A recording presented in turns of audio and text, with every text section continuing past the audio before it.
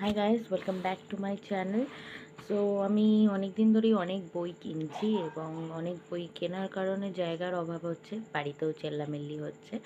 তো সেই কারণে ভাবলাম যে যে বইগুলো আমি পড়বো না বা যে বইগুলো আমার দরকার নেই আমার কালেকশানে রাখার, সেগুলো আমি বিক্রি করে দেবো হাফ দামে। তো সেইগুলোই আমি তোমাদের সাথে শেয়ার করতে এসেছি যে আমি কোন বইগুলো আমার কাছে রাখছি না, কী কারণে। তো চলো এক এক করে সেই বইগুলো আমি তোমাদেরকে দেখাই। তো এখানে অনেক বই রয়েছে। আমি একটা কথা ক্লিয়ার করে দিই যে কিছু বই আমার পছন্দ না বলে দিয়ে দিচ্ছি, হয়তো অন্য কারোর পছন্দ হতে পারে। আর কিছু বই আমার কাছে রাখার জায়গা নেই বলে আমি দিয়ে দিচ্ছি। যারা অন্যান্য রিডাররা রয়েছে তারা এই বইগুলো হাফ দামে কিনে পড়তে পারবে, তো সেই কারণে আমার দিয়ে দেয়া। তো প্রথমেই হচ্ছে এই কলিন হুভারের এই সবকটা বই, এই মানে এর মধ্যেই তিনটে বই একদম interconnected story. Finding perfect, finding Cinderella আর অল ইয়োর পারফেক্টস।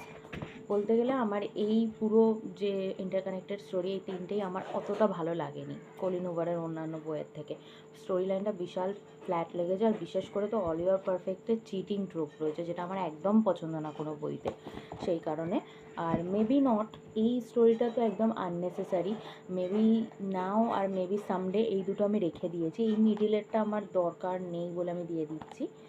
তারপর হচ্ছে ফোক অফ দ্য এয়ার সিরিজের এই তিনটে story, the cruel Prince, the queen of nothing, the wicked king, এই তিনটে দিয়ে দিচ্ছি আমি।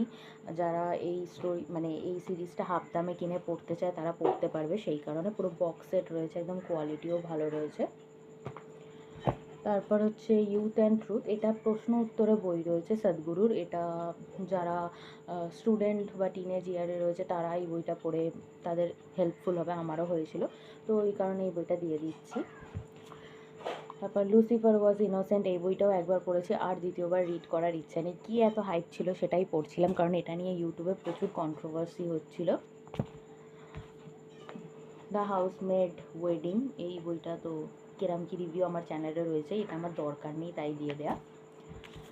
সেম এটাও, if love had a price by Anna Wang, এটা আমি কমপ্লিটই করে উঠতে পারছি না, বড্ড বেশি ড্র্যাগ করা হচ্ছে, সেই কারণে এই বইটা দিয়ে দিচ্ছি। দ্য হাউসমেড ইজ ওয়াচিং, এই বইটাও সেম কারণে আমার পছন্দ হয়নি, এই কারণে দিয়ে দিচ্ছি। কিন্তু যারা হাউসমেড সিরিজ পড়েছে বা যারা এটা কিনতে চায় তারা যাতে হাফ দামে পেয়ে যায় তার জন্যই দিয়ে দেয়, বেশি দাম দিয়ে এটা কেনাও বেকার হবে।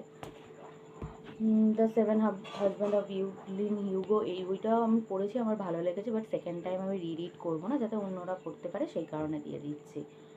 আর তারপর হচ্ছে ড্রিমল্যান্ড বিলিয়নিয়ার সিরিজের দ্য ফাইন প্রিন্ট, এটা আমার পছন্দ।